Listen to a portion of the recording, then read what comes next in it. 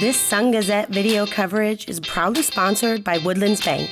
When Crosscutter fans last exited the concourse here at historic Bowman Field, they saw a Crosscutters team that looked to have been in dire straits. But after a very successful weekend, the question becomes whether or not Williamsport can get a run going. Hello everyone, I'm Nicolas Severini with the Williamsport Sun-Gazette. This is the Crosscutter Catch-Up. Following a devastating series at home, Williamsport traveled on the road for games 12 and 13 of a 13-game-in-a-row stretch.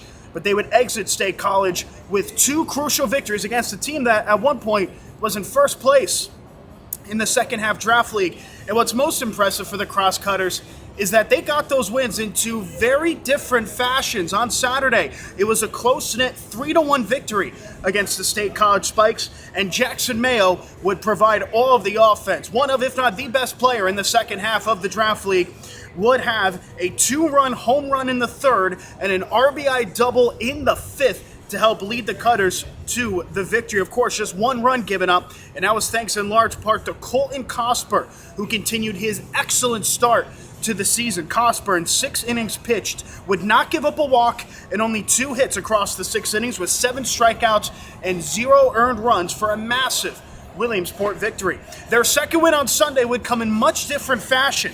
A 12-8 decision against the Spikes to complete the weekend sweep. All 9 players in the starting lineup for Williamsport would record a hit, including, of course, Jackson Mayo, who would get another pair of hits on the day.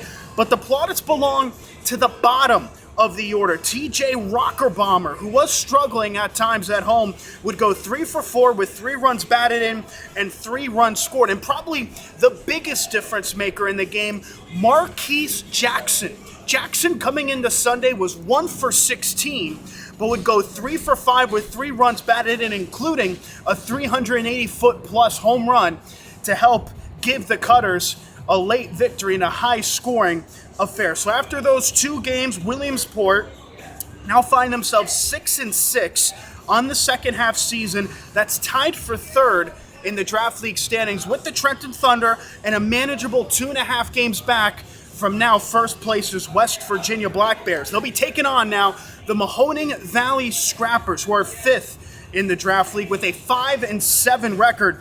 The Scrappers coming off of a weekend split against the Trenton Thunder, losing game 1 3-9, winning game 2 6-1. In total, Mahoning has won 3 of their last 5 games going into Williamsport, and it's been their offense that has really led the way for this Scrapper team. They're second in OPS in the second half, a 772 mark, and they're first in the second half in home runs with 9 and extra base hits with 33. So what have been the struggles for Mahoning Valley?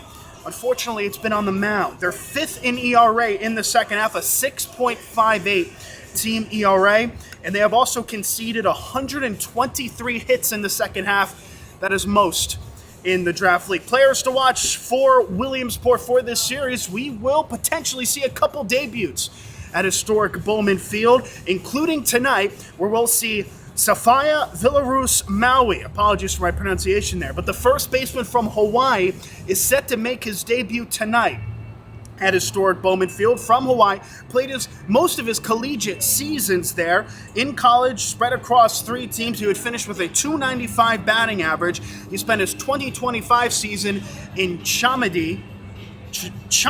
We'll go with Chaminade. How about that? In Hawaii, a Division II school where he would bat .323 with 11 home runs. A Pennsylvania native has already made his debut, Daniel Carnegie, yesterday. He had a 6.65 ERA with the West Virginia Black Bears in the first half. He gave up 2 earned runs in a inning in a third on his debut last weekend.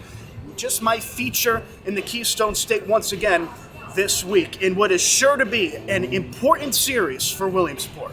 For the Williamsport Sun-Gazette, I'm Nicolas Severini. This has been the Crosscutter Catch-Up.